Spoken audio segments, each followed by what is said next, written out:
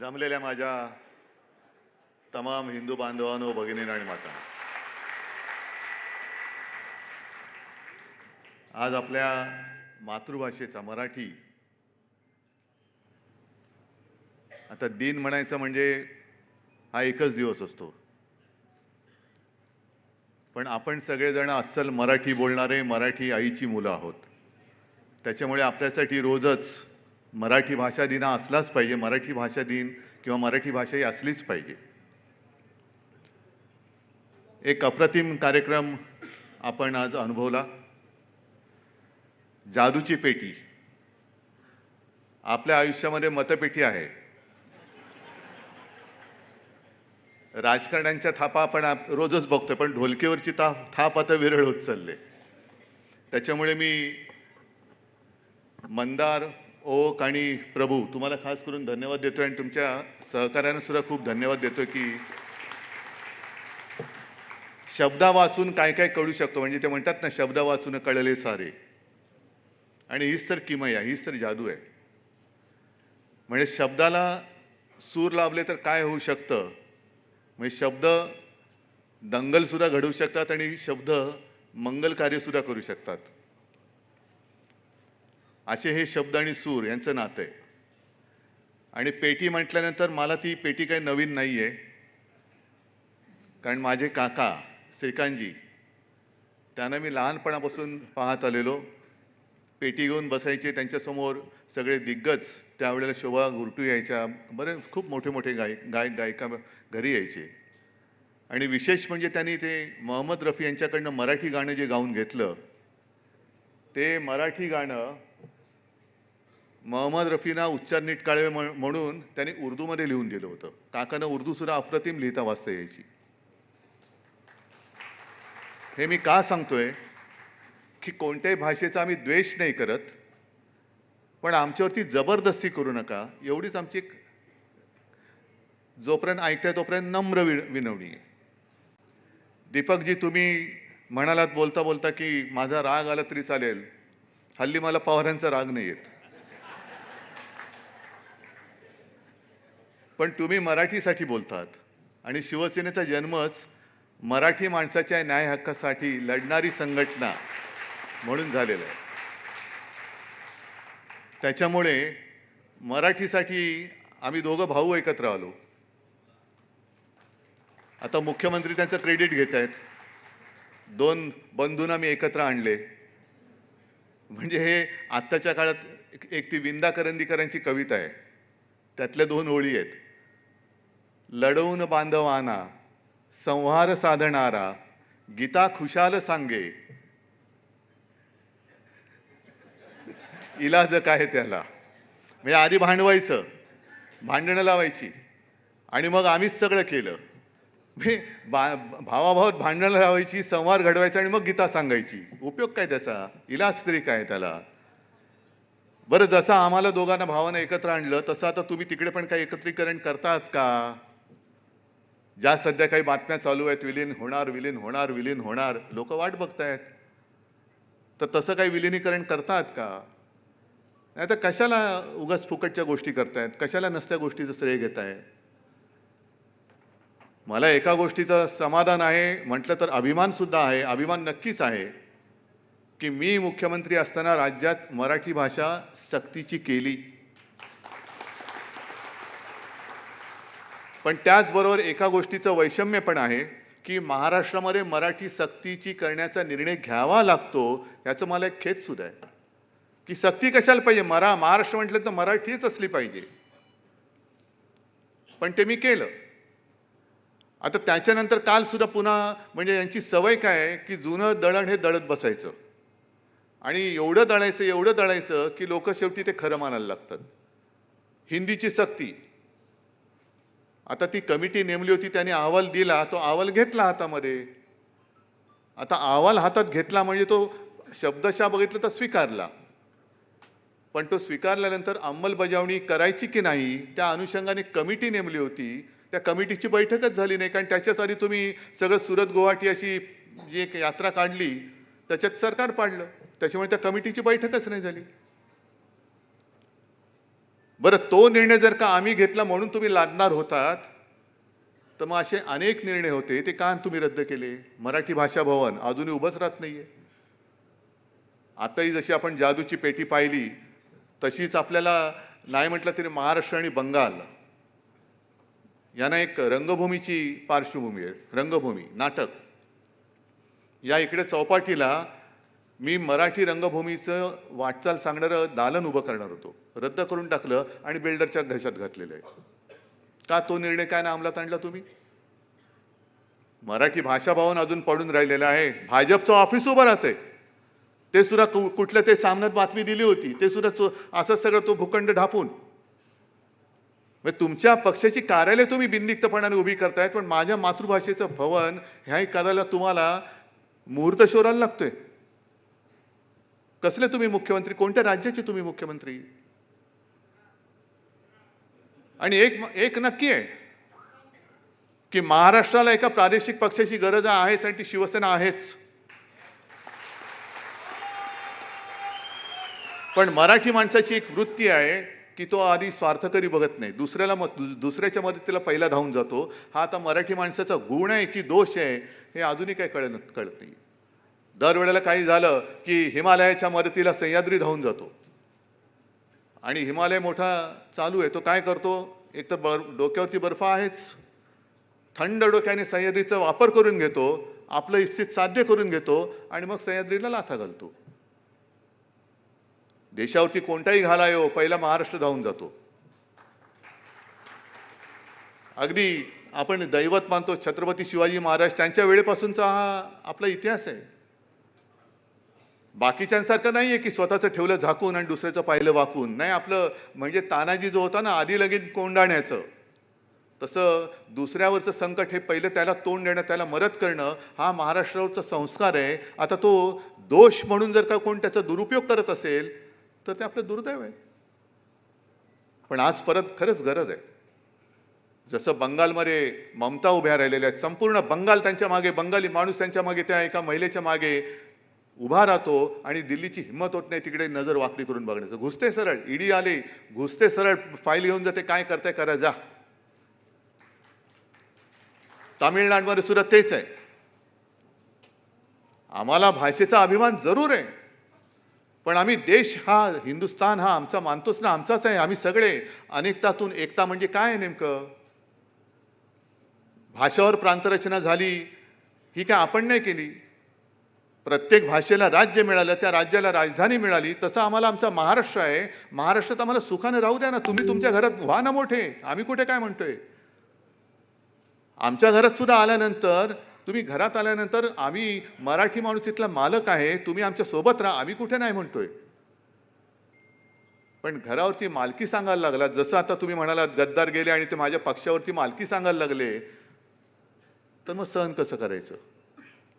मग सहन कसं करायचं? आणि भाजपचं जी एक नीती आहे, पहिल्यांदा प्रादेशिक जी काही संस्कृती आहे, भाषा आहे, संस्कार ते मारून टाकायचे, खतम करायचे.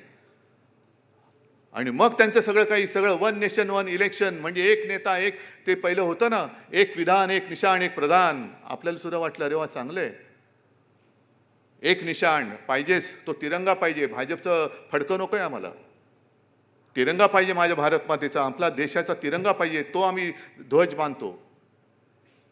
एक विधान म्हणजे आपलं संविधान आणि एक प्रधान म्हणजे देशातून निवडून गेलेला प्रधान. आम्ही म्हणू तोच, अजिबात नाही, तो नाही चालणार. आणि आता मला भीती वाटायला लागली की आता जनगण मन सुद्धा मारतील की काय, कारण त्याच्यामध्ये सगळे पंजाब, सिंध, गुजरात, मराठा सगळ्या आपल्या प्रांताची एक एक उल्लेख आहेत, अभिमानाने उल्लेख केलेला आहे. हे आपलं राष्ट्रगीत आहे. म्हणजे प्रादेशिक अस्मिता मारून टाकायच्या, खतम करायच्या, त्याच्यावरती सगळं त्यांचं हिंदीकरण करायचं. अहो आत्ता तुम्ही पेटीवरती गाणी ऐकली, कितीतरी गाणी हिंदी आहेत ना, काय महाराष्ट्राने डोक्यावर घेतली नाहीत? आणि ही हिंदी गाणी अजरामर केली कोणी?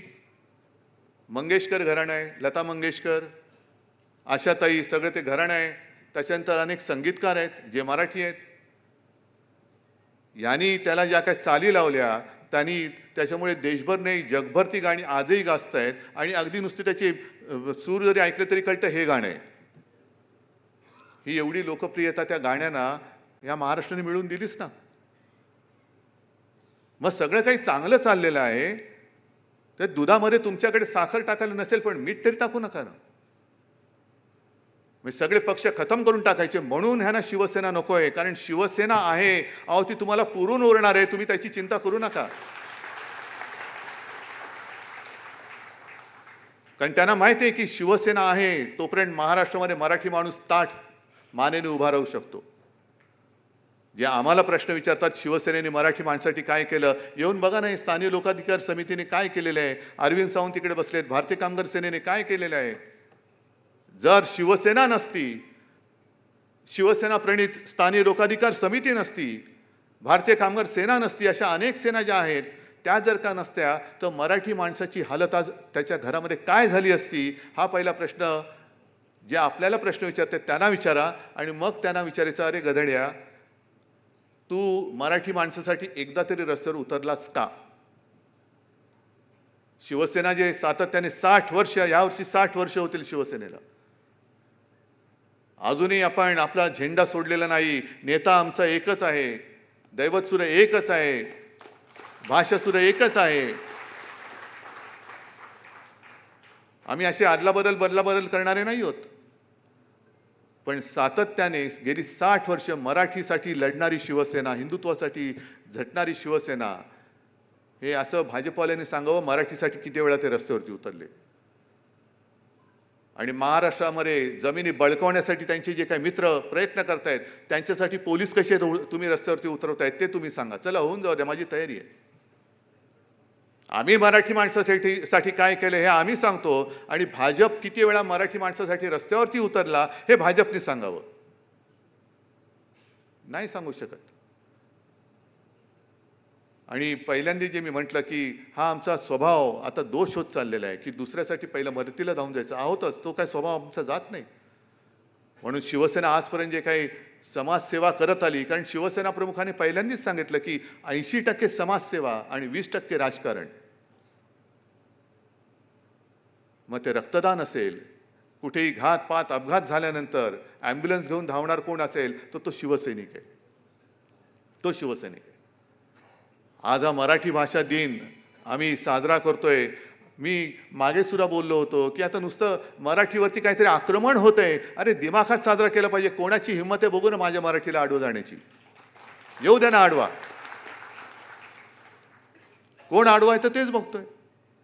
पण कोणी येतोय आणि आम्हाला हनुमान चालीसा शिकवतोय का आमचं मारुती सूत्र काय कमी आहे. भीमरूपी महारुद्रा त्याच्यात हनुमानाचं जे वर्णन आहे समर्थ रामदासांनी केलेलं आहे ते कितीतरी मजबूतीने त्याच्यासमोर आपण म्हणू शकतो. कशाला हनुमान चालीसा पाहिजे म्हणा, हनुमान चालीसेला विरोध नाहीये. रामरक्षा सुद्धा आहे. अगदी अनेक जण हल्ली भगवद्गीता सांगतात. भगवद्गीता पहिली भगवद्गीता की वयाच्या 16 वर्षी ज्ञानेश्वरांनी तेव्हा ज्ञानेश्वरी लिहिली. मग भगवद्गीता देण्यापेक्षा आपण एकमेकाला ज्ञानेश्वरी का द्यायची नाही, का द्यायची नाही ज्ञानेश्वरी. त्याच्यामध्ये जो काय अर्थ आहे तो आजपर्यंत अनेकांना समजला नाही. असा अर्थ त्या काळामध्ये त्या ज्ञानेश्वरांनी सांगून गेलेत आपल्याला. ती ज्ञानेश्वरी आजपासून आपण एकमेकाला दिली पाहिजे. भगवद्गीता ठेवा, पूजा करू तिची, पण ज्ञानेश्वरी द्या. अगदी मोदी आले तरी सुद्धा त्यांना ज्ञानेश्वरी द्या. आणि आणखीन एक गोष्ट मला आठवते जी आम्ही शाळेमध्ये वर्गात म्हणायचो, मनाचे श्लोक. किती जणांना मनाचे श्लोक माहिती आहेत. आणि मनाचे श्लोक माहिती आहेत ना, मग ते रोज जर का वाचले तर कोणी भाजपात जाणारच नाही. एवढी ताकद त्या मनाच्या श्लोकात आहे. कारण जगायचं कसं हे त्याच्यामध्ये दिलेलं आहे. जगायचं कसं हे त्याच्यामध्ये दिलेलं आहे. म्हणजे त्याच्यात ते काय ना की अहंकार झाल्यानंतर रावणाची लंका सुद्धा क्षणात उद्ध्वस्त झाली. तुझं काय आहे. या मनाच्या श्लोकाचं खरं म्हणजे मी दीपकजी तुमच्या समोर सांगतोय, हिंदीकरण करून सगळ्या देशात वाटलं पाहिजे. काय आपल्या साधू संतांची ताकद होती, काय भाषा होती, काय संस्कार होते, काय संस्कार दिलेत. असं कुठे आहे राज्य या संपूर्ण देशामध्ये असं राज्य मला दाखवा की जिथे एवढी संतांची परंपरा लाभलेली आहे, वीरांची परंपरा लाभलेली आहे, कलाकारांची परंपरा लाभलेली आहे, योद्ध्यांची लाभलेली आहे. आहे प्रभू रामचंद्रांबद्दल सुद्धा आम्ही सुद्धा जय जय रघुवीर समर्थ सांगणारे समर्थ रामदास हे आमचेच होते ना. यांच्याकडनं काय आता आपण रामभक्ती शिकायची? जय श्रीराम, बाकीचं पुढे काय? पुढे काय? पुढे बोल ना. नुसतं जय श्रीराम, हो ना, जय श्रीराम, पुढे काय? मग मग आम्ही जसं सांगतो आदर्श घ्यायचा आहे ना. जे शिवसेना प्रमुख सांगायचे की मला महाराष्ट्रामध्ये शिवशाही पाहिजे, कारण छत्रपती शिवाजी महाराजांच्या कारभाराचे पुरावे आहेत. राज्य कसं करायचं, अगदी पहिला राजभाषा कोश सुद्धा त्यांनीच केलेला आहे. राज्य कसं करावं याचे दाखले इतिहासामध्ये शिवाजी महाराजांचे आहेत. शिवशाही, तसं रामराज्य पाहिजे ना, तर रामराज्याचे दाखले काढा आणि रामाने जसं राज्य केलं तसं करा ना. तसं करतायत तुम्ही? करताय का? आता जे काय यांचं राज्य चाललेलं आहे, हे राज्य रामराज्याचं प्रतीक समजायचं का? फोडाफोडी करायचं? आजच अरविंद केजरीवाल यांची निर्दोष मुक्तता केली. त्यांची अरविंद केजरीवाल आणि सिसोदिया यांचं अभिनंदन मी करतो त्यांचं. पण एखाद्या माणसाला आरोप करायचे, सरळ उचलून तुरुंगात टाकायचं. मुख्यमंत्री, देशातल्या एका राज्याचा निवडून दिलेला मुख्यमंत्री, त्या राज्य मंत्रिमंडळातले मंत्री पदावरती असताना तुम्ही तुरुंगात टाकता आणि कोर्टासमोर पुराव्या अभावी त्यांची सुटका होते. मग पुराव्या अभावी त्यांना अटक करणाऱ्यांना आता तुरुंगात टाकलं पाहिजे. टाका त्या अधिकाऱ्यांना आतमध्ये. हे रामराज्य आहे तुमचं?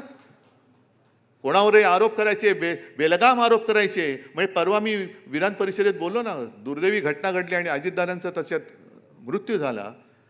ती श्रद्धांजली वाहताना मी म्हटलं होतं की एखादा माणूस गेल्यानंतर त्याचं महत्त्व गाऊन काय उपयोग आहे? पण तो असतो तेव्हा त्याला जीव द्यावा असं वाटेल एवढं त्याला बदनाम करून टाकायचं. 70,000 कोटीचा घोटाळा, अजित पवार चक्की पिसिंग आणि बाजूला नंतर बघितलं तर बाजूला बसिंग. मग किती आरोप करायचे, जीव नकोसा करायचं, वेडवाकडं वाटेल ते करायचं, बदनाम करून टाकायचं. संजय राऊतवरती केस, संजय राऊत सुद्धा निर्दोष सुटला. कालच तो कोण,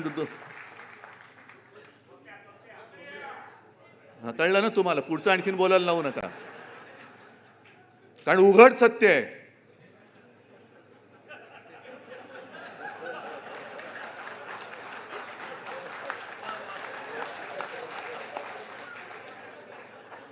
सत्य उघडं झाल्यानंतर कोणाची काय त्याच्यासमोर चालत नाही. त्याच्यामुळे हे रामराज्य मी मानायला तयार नाही की एक तर तुरुंगात जा नाही तर आमच्या पक्षात आहे. हे रामराज्य नाही. रामाने कधी असं नाही केलं. लढायचं तर समोर लढ ना. तू तरी राहशील नाही तर मी तर मी मागे बोललो होतो तसं लढ ना मैदानामध्ये. पण त्या ईव्हीएम सारखी ती जादूची पेटी वापरून आमच्यावरती कशाला विजय मिळवतोय? ही ती त्यांची जादूची पेटी आहे. पण आज मला एका गोष्टीचं आणखीन नक्कीच समाधान आहे की मुंबईमध्ये मराठी माणसाने आपली ताकद नक्की दाखवली.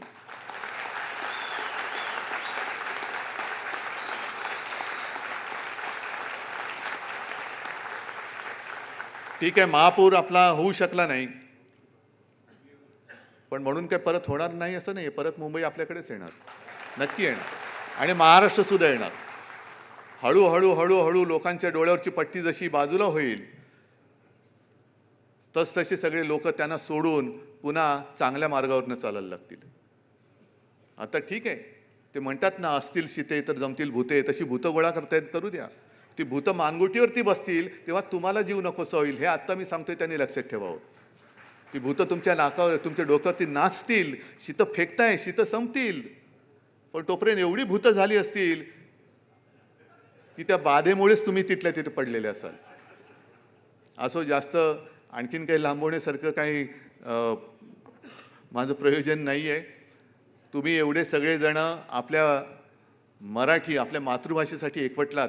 मी अनिल, अरविंद, तुम्हाला सगळ्यांना, सगळ्या महासंघाच्या आणि भारतीय कामगार सेनेच्या सगळ्या कार्यकर्त्यांना, नेत्यांना खास धन्यवाद देतो की त्यांनी शिवसेना प्रमुखांनी आखून दिलेला जो मार्ग आहे आणि मराठी माणसाच्या न्याय हक्कासाठी लढणारी शिवसेना ही आपली ओळख कायम ठेवलेली आहे. म्हणून तुम्हाला मी खास धन्यवाद देतो. आणि यावर्षी 60 वर्ष होत आहेत. असेच आणखीन 60 करत शिवसेना अशीच पुढे जात राहील अशी ईश्वरचरणी प्रार्थना करतो, विनंती करतो. सगळ्यांना शुभेच्छा देतो. जय हिंद, जय महाराष्ट्र.